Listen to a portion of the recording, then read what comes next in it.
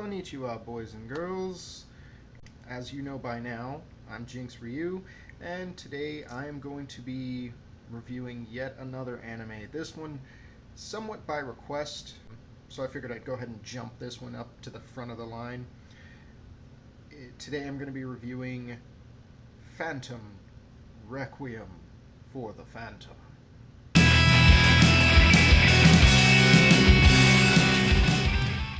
Kind of a repetitive title, I'll give you that, but it's actually a really good anime, really solid story. Basic premise is that the two main characters are Ein and Zwei. Ein is the original Phantom. You'll find that out pretty much from the jump.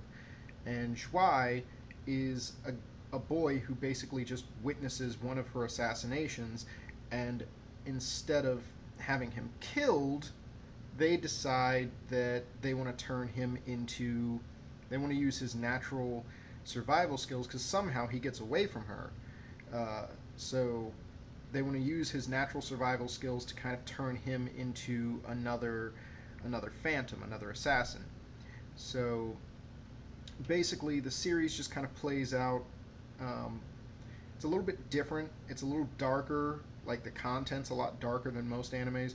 Like, if you've ever seen Death Note, it's going to be something somewhat along the lines of that, and that's actually why I like it. Like, at the time I was watching Death Note, and then a friend of mine basically gives me a call and he's like, hey man, I just saw this great anime and I know you'll appreciate it. And I was like, okay, fine.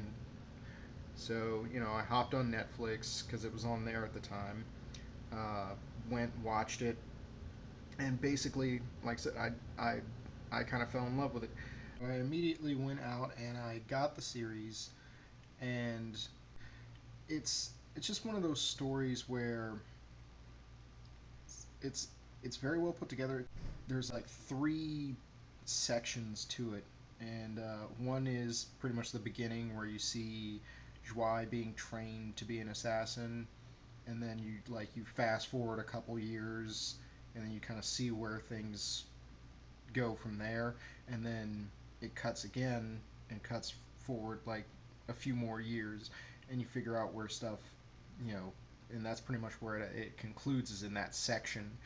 I like it because it's just it's very different. There's a definite unique energy to the whole show, and you're watching it, and a lot of it just kind of you're rooting for the characters, but at the same time you realize that nobody in this show is really a good guy because they're all like murderers and gangsters and mobsters, and just, there's no real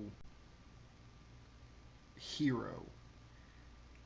So that's kind of cool. And then about the only gripe I have with it is that it ends in a very unconventional fashion, which I'm just going to kind of leave it at that, because I want you to go and see the anime. I want you to, if it's still on Netflix, watch it on Netflix. Find the show, watch the show, tell me what you think of the show, and just leave it in the comments below.